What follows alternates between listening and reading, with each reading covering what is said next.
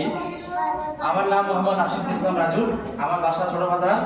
আমি ইকরা মডেল একাডেমির একজন শেয়ার হোল্ডার এবং এই ইকরা মডেল একাডেমির খেদমতে নিয়োজিত থাকবো এরকম মন-মানসিকতা থেকে আমি এখানে এসেছি। আর আমার শিক্ষাগত যোগ্যতা অনার্স মাস্টার্স করেছি সরকারি আলিগড় কলেজ থেকে।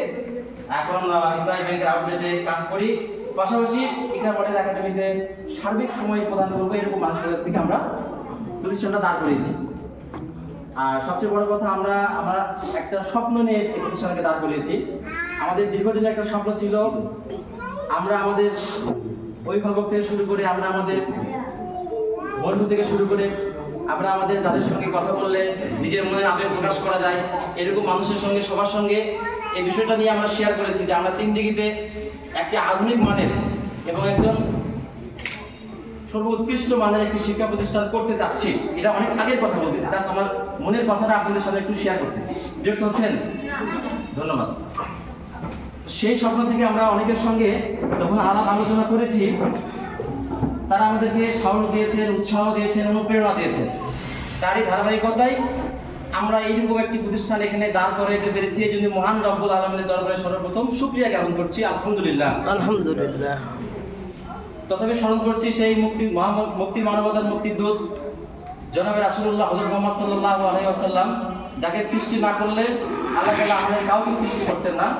সেই মহামানবের প্রতি দরুদ পড়ছি সবাই বলি সাল্লাল্লাহু আলাইহি ওয়াসাল্লাম।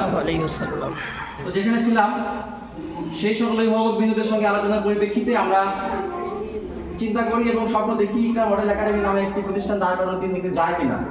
তারই ধারাবাহিকতায় অক্লান্ত চেষ্টা পরিশ্রমে আপনাদের সহযোগিতা, সকলের ভালোবাসায় আমরা আজকে যে জায়গায় এসে দাঁড়াতে পেরেছি। এই জন্য রব্বুল আলামিনের দরবারে আবারও শুকরিয়া জ্ঞাপন করছি, আলহামদুলিল্লাহ। আমরা কেন এই প্রতিষ্ঠান দাঁড় করালাম, আমাদের লক্ষ্য উদ্দেশ্যটা কি, ছোট্ট করে আমি বলছি। আমাদের সম্মানিত বড় ভাইরা আছেন, আমাদের ফ্রেন্ডস সবাই আছেন, এই বিষয়টা নিয়ে আপনাদের সঙ্গে আলোচনা করবেন, এই উদ্দেশ্যেই আপনাদের কাছে আমরা আমন্ত্রণ জানিয়েছি। তার শুরুতে আমি ছোট্ট করে বলছি, আমাদের লক্ষ্য উদ্দেশ্য ছিল একটাই, আমাদের এই এলাকার ছোট ছোট বাচ্চাগুলো যেন দূরে যাইতে না হয় উন্নত শিক্ষার জন্য। আর আশা করি আপনারা সবাই জানেন আশেপাশে এই ধরনের ব্যতিক্রমী ধর্মীয় কোনো প্রতিষ্ঠান আছে বলে আমার জানা নেই।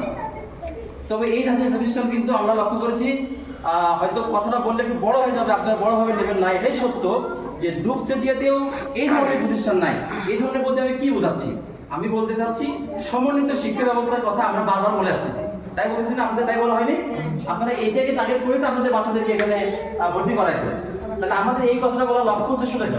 আমরা বলতে চাচ্ছি যে আমাদের সমন্বিত শিক্ষা ব্যবস্থাটা এটাই যে একটা সিলেবাসের মধ্যে কিভাবে সকল শিক্ষাকে একত্রিত করা যায়। সকল শিক্ষা বলতে আমরা কি বোঝাচ্ছি? আমরা বলতেছি এই বাচ্চা, আমরা নাম দিয়েছি কি ইকরা মডেল একাডেমি, এটা আমাদের মাদ্রাসা, তাই বলছি না? আচ্ছা, মাদ্রাসার সঙ্গে সঙ্গে আমরা বলছি আমরা মাদ্রাসা যে সিলেবাস থাকে, বাচ্চা সহিহ কোরআন শিক্ষা অর্জন করবে, বাচ্চা মাসলা মাসাইল শিখবে, বাচ্চা নৈতিক শিক্ষায় একজন চরিত্র মানুষ হতে গেলে যে নৈতিক শিক্ষা দরকার, এই শিক্ষায় তারা সুশিক্ষিত হবে। এবং কথায় আছে বীজ ভালো হইলে ফল ভালো হবে, গাছ ভালো হইলে ফল ভালো পাওয়া যাবে। তাহলে আজকে আপনাদের বাচ্চারা সোনামণিরা কিন্তু বীজ আকারে আছে, ওদেরকে এখন যেটা আপনি শিখাবেন ওরা সেটাই শিখবে। একটা কথা আছে না, কাঁচা কঞ্চি কি করা যায়, ভাঁজ করা যায়, ইচ্ছা মতো সাইজ করা যায়, কিন্তু পাকা কঞ্চিকে আপনি সাইজ করতে গেলে কিন্তু ভেঙে যায়। তাই আপনাদের সোনামণিরা এখনো কিন্তু সেই পর্যায়ে আছে, ওদেরকে যে গাইডলাইন দেবেন, ওদেরকে যে সিলেবাসের মধ্যে আনবেন, ওদেরকে সামনের দিকে যে জিনিসটা আপনি দেখাবেন, আপনার বাচ্চারা কিন্তু সেই জিনিসটা শিখবে।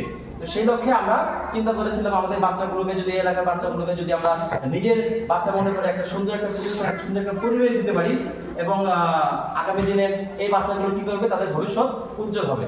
আমি যে কথাটা বলছিলাম সমন্বিত শিক্ষা ব্যবস্থাটা, সেটা আমি কিন্তু পরিষ্কার করতে পারিনি, অন্যদিকে চলে গেছি।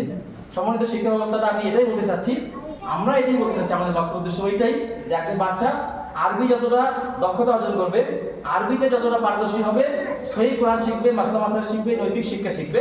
তথাপি বর্তমান দুনিয়াটা কিন্তু সম্পূর্ণ একটা প্রতিযোগিতামূলক বিশ্ব।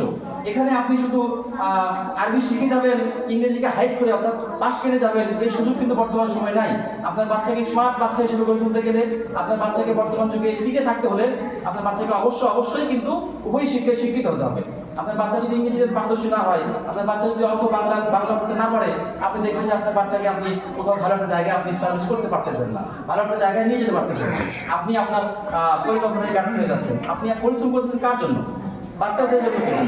এত পরিশ্রম করতেছি আমরা কার জন্য? আমাদের ভবিষ্যৎ প্রজন্ম যারা আছে তাদের ভবিষ্যতের জন্য ভালো হয়, এই জন্যই কিন্তু আমরা অক্লান্ত পরিশ্রম করে যাচ্ছি।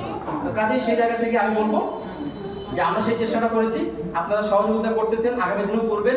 আপনাদের সহযোগিতা এবং ভালোবাসার মধ্য দিয়ে আমরা এই প্রতিষ্ঠানকে দাঁড় করেছি, আগামী দিনে সফলতার দ্বার প্রান্তে যেন নিয়ে যেতে পারি, এই আশা আমি আপনাদের কাছে অবশ্যই করবো।